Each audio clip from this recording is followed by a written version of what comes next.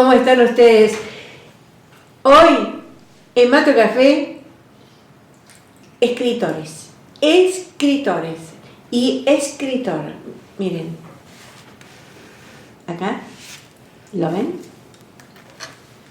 Aquí, se los muestro porque aquí al lado mío está sentado Augusto Alexis Villa. Y él nos va a contar todo lo que le vamos a preguntar acerca de él mismo y de su obra.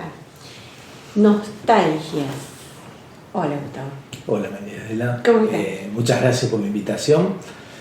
Bueno, es un placer poder acercarme acá a los estudios para poder contarles a la localidad de Tanti, bueno, y a los alrededores, a donde llega el programa, contarles de esta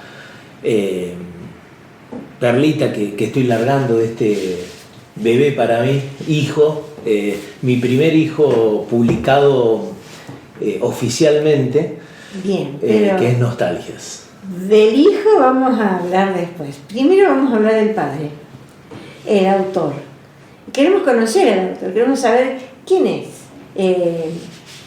¿Sos de acá? Yo nací en la ciudad de Rosario, provincia de Santa Fe, ya hace unos 44 años atrás. Ah, bien. A los 5 años llegué a esta localidad, siendo muy niño, y toda mi vida la pasé en este pueblo que amo y que lo defiendo a uñas y dientes, porque es el lugar donde decidí vivir, el lugar a donde decidí que vivieran mis hijas, y bueno, y acá voy a estar, es mi lugar en el mundo. Es tu lugar en el mundo. Contanos un poquito, cuando la familia llega acá, ¿cómo está compuesta? Cuando hace 44 años, serían unos 40 años, cuando la familia llega acá a Tanti, ¿cómo estaba compuesta? Estaba compuesta por mis padres y mis hermanos. Mi hermana más grande, mis 2 hermanos más chicos. Yo. Son 4. Somos 4. Son sí. 4. Bien. ¿Quiénes te acompañan todavía por aquí de esa familia que llegó? Bueno, de esa familia me están acompañando mis hermanos y mi madre. Mi padre ya falleció hace unos años, ahora se va a cumplir el 3er año, hace poquito, no hace mucho. Hace poco, sí. Y bueno, una persona que es muy conocida, fue una persona muy conocida en el pueblo, una persona que estuvo muy involucrada con la cultura, con la política, con las instituciones. Contanos un poco de eso, porque hizo cosas muy notables, que algunas aún se pueden ver, aunque sea de afuera. Contanos un poquito de eso. Bueno, mi padre trabajó muchísimo en Tanti desde los aspectos culturales. Trabajó en lo que era la vieja sala de cine de Tanti, el viejo cine de Tanti. Cierto, antes de que se cerrara. Cuando se cierra, nosotros armamos nuestra propia sala de cine en el antiguo tanque de agua, un tanque australiano de 300 metros, una bestialidad de grande, un tanque que alimentaba todo el barrio de Villa Muñoz, que comunicaba con el pantano, llegando a la parte de abajo, donde están las familias Castillo. Y dentro de ese tanque hubo varias cosas, entre esas un videoclub, hubo actividades artísticas, presentaciones de libros, presentaciones de pintura. Un centro cultural. Un centro cultural que se llamaba Casa de la Cultura de Tanti, que tuvo su registro en la propiedad intelectual y hoy se mantiene ese registro, el nombre está. El nombre de Casa de la Cultura de Tanti está registrado a nombre de mi padre. Y todavía se puede ver, usted viene por la ruta 28 y bueno, lo puede ver tranquilamente, esquina. Ruta 28, esquina, bueno, ahora es Ruta 28 y Avenida Sarmiento. Esa calle que bajaba, que le cambiaron ahora el nombre de una flor, se llamaba República Dominicana, sí, hasta hace muy poco tiempo, pero bueno, no sé cuál fue la intención por la cual lo modificaron, pero bueno, esa calle se llamaba así porque lo habían puesto en homenaje a la llegada del embajador dominicano de la República Dominicana que vino acá a Tanti, porque mi casa, vamos a decir el tanque, fue Cancillería Dominicana durante 7 años y después fue Centro Cultural Dominicano Argentino. Y el día que se inauguró vino el embajador y entonces el intendente que estaba en ese momento declaró esa calle, la calle que baja hacia el pantano, en homenaje a la embajada, lo consideraron la calle República Dominicana. O sea que venís... Ex calle República Dominicana, hoy ya no. Venís de una tradición cultural fuerte, o sea que no nos tiene que extrañar que estés escribiendo un libro, varios libros, ya vamos a hablar de eso. Contanos, ¿cuál es tu vocación principal, tu trabajo en este momento? ¿Qué estás haciendo? Bueno, hasta hace muy poco estuve trabajando en un par de proyectos cinematográficos porque me gusta la realización cinematográfica, lo hago desde que terminé el secundario y bueno, siempre estoy ahí, de a poquito voy haciendo alguna cosa que otra. Hemos hecho algunos trabajos con ustedes, acá con Jorge hemos hecho un trabajo que bueno, fue un trabajo muy interesante con un grupo de música de acá de la localidad, me acuerdo de eso, fue hace un par de años ya, y bueno, siempre estoy con ese gustito por hacer siempre algo realizativo. Algo nuevo, una impronta. Es decir, ahora me dedico directamente ya a escribir obras teatrales o a hacer trabajos realizativos que están ahí en proceso, están guardados para en algún momento poder llevarse a cabo. Y me dedico a la otra pasión que tengo, que es la de educar, la de enseñar. Hoy soy profe universitario en 3 universidades. 3 universidades. ¿En qué carreras? ¿Qué profesorados es? Son para los profesorados de historia, lengua y literatura y geografía. Hoy estoy trabajando en la Universidad de Quilmes, en la UQI, en la Universidad Azul y en la Universidad de Escobar. Son 3 universidades que están en Buenos Aires. Yo trabajo a distancia en una materia que se llama Perspectiva Espacio-Temporal, que habla sobre la historia de América en los comienzos o los anales de la historia de América y Argentina y los comienzos y los anales de la historia mundial. Bien, o sea, fuerte. Sí, es lindo. Es lindo poder ser parte de ir colaborando en lo poco o mucho que uno sabe en la capacitación de futuros profesionales de la educación. Y bueno, y me desempeño como profe en una escuela secundaria de acá, la escuela de Tanti, nuestra escuela secundaria, el IPETIN 84, una escuela que para mí es mi casa, es mi lugar, yo no la cambiaría, no doy clase en ningún otro lado, doy solo clase ahí, y en ese mismo lugar soy el vicedirector. Pasé de ser estudiante, preceptor, profesor y hoy vicedirector de la escuela. ¿Hiciste todo el recorrido? Todo el recorrido. Y llevo más tiempo vivido dentro de esa escuela que fuera. Todo un tema ese, ¿no? Fíjense qué importante este reconocimiento a la institución. Bueno, ahí se jubiló Jorge Peralta, que normalmente es el que está en este lugar, pero hoy le he pedido que me deje entrevistar a los escritores. Me encantan porque cada uno tiene una visión diferente de la realidad y de la imaginación para escribir, ¿no? Bueno, ¿por qué empezaste a escribir? Bueno, empecé a escribir ya hace muchísimo tiempo. A los 14 años publiqué mi primer libro, pero no una publicación propia, sino una publicación con una compañera. A los 16 publicamos un segundo libro, que lo publicamos con una profesora de la escuela, del secundario, que ella nos dio el aliento a poder hacerlo, lo presentamos, y bueno, y siempre estuvo eso de escribir historias, de narrar, principalmente porque a través de las palabras puedo expresar muchas veces los sentimientos que uno trae guardados. Lo vamos a frenar a Gustavo. Vamos a una pequeña pausa y vamos a desenvolver esto de por qué empezó a escribir. Ya volvemos.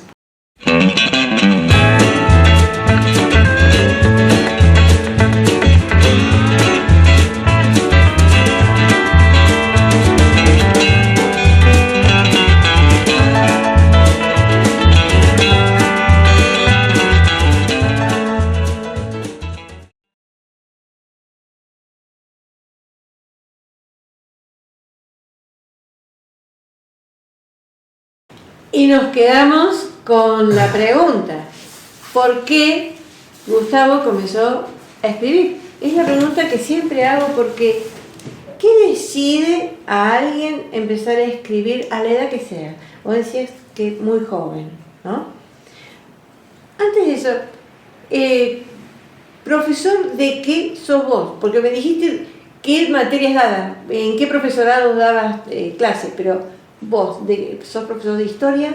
Soy profesor de historia, soy profesor de geografía y soy profesor de ciencias políticas. Bien, ¿se dan cuenta? Que él puede escribir lo que quiera. Bien, bueno, volvamos entonces. ¿Por qué? Vengamos más cerca. Sí. Vos escribís desde muy joven.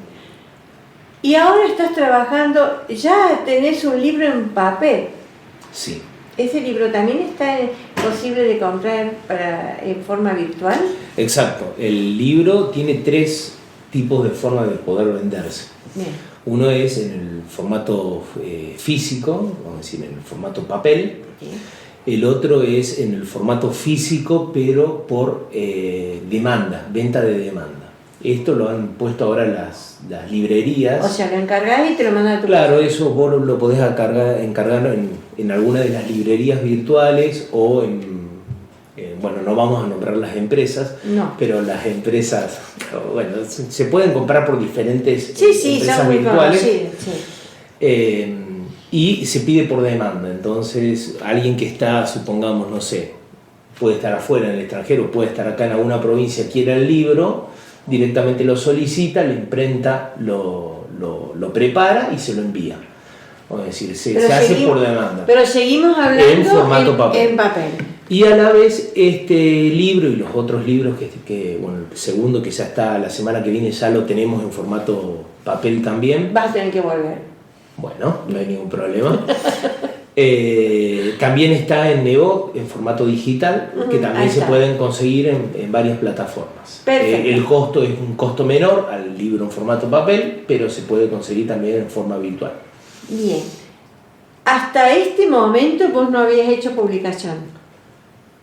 Publicaciones a nivel editorial no. No, perfecto. Arranquemos de ahí. ¿Qué te decide finalmente a elegir una editorial que es permiso, ¿no? Autores argentinos. Sí, autores argentinos. Es una editorial que no es de Córdoba, No, es de Buenos Aires. Aquí hay mucha gente que publica ahí. ¿Qué te decide? Voy a publicar, voy a elegir autores argentinos y ahora ya no es uno, ya son la segunda parte y la tercera, que ya vamos a hablar sobre eso. Que no es tercera parte, sino que es una cuestión histórica.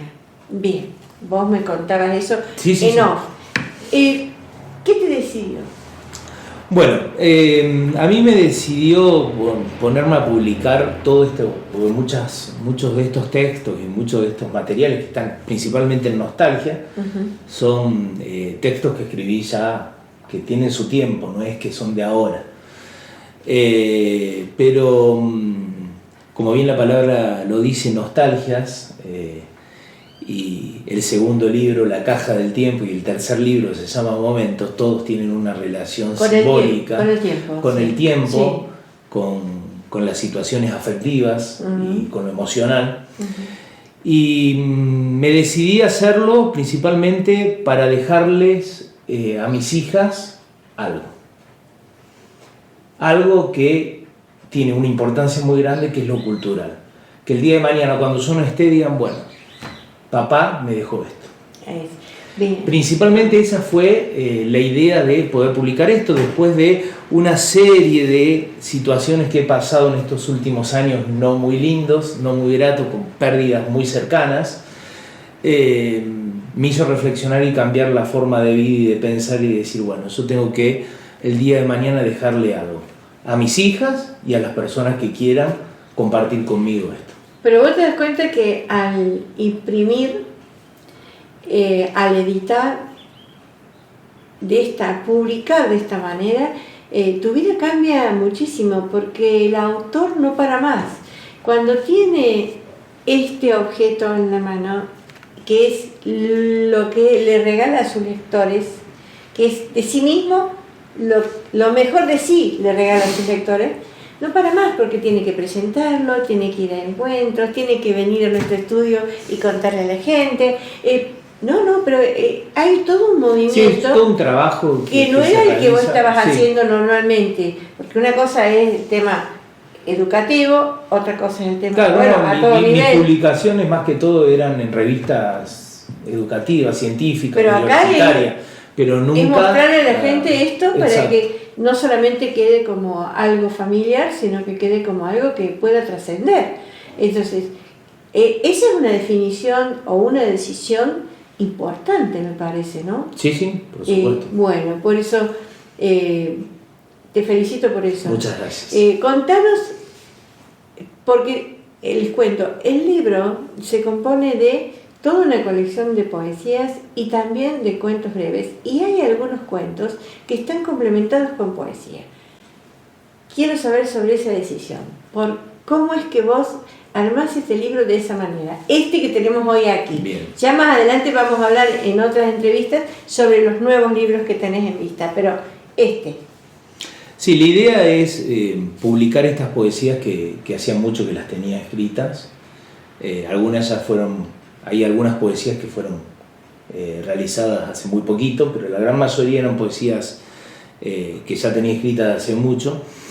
Y decidí usar muchas veces ese recurso de la poesía para llevarlo a los cuentos, que estos cuentos, una parte de estos cuentos son cuentos vivenciados o historias de vida, cosas que me han pasado, y que los llevé a la ficcionalidad usando también esos sentimientos que extraje de la poesía, porque esas poesías fueron escritas en su momento por algo que me había pasado, un amor, una pérdida.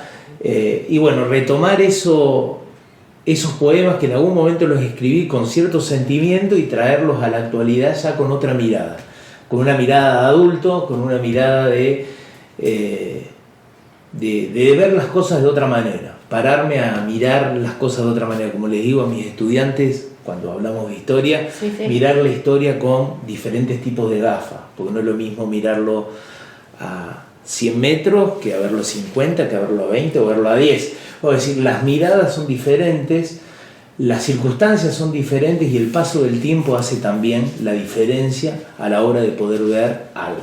En este caso, Nostalgias tiene eso, traer los recuerdos, compartirlos con el presente y generar nuevas nostalgias. O sea que podemos definirlo como una autobiografía, de alguna manera. En algunas partes del libro sí, otras no. En otras hay cosas muy alocadas. Siempre tuve esta posibilidad de tener sueños siempre muy... Y que me acuerdo, sueño y al otro día me acuerdo de cosas muy raras. Y bueno, esas cosas muy raras están escritas también en las historias. Hay partes de cuentos de ficción, hay cuentos de terror, hay cuentos que son históricos y cuentos que son biográficos, que son de mi vida. Está muy bien. Yo creo que tendríamos muchísimo porque como he estado viendo el libro, lo he estado viendo virtualmente y me he quedado asombrada, sobre todo, y no voy a decir nada porque compre el libro y lean. Porque el último capítulo, el último cuento, el del Serval. El último Serval, el último gran miedo. Sí, bien. Dejémoslo ahí. Hay que leerlo. Y rescata una figura muy importante en la vida de nuestro escritor. Por lo tanto, él une las dos cosas. Muchísimas gracias hoy por venir. Fue un placer. Te vamos a esperar para ver los otros libros. Y bueno, una pregunta. Si hacemos una ronda de escritores, ¿estás totalmente invitado? ¿Vendrías? Sí, por supuesto. Perfecto. Por supuesto. Está comprometido en cámara. Así que seguimos con Mate o Café.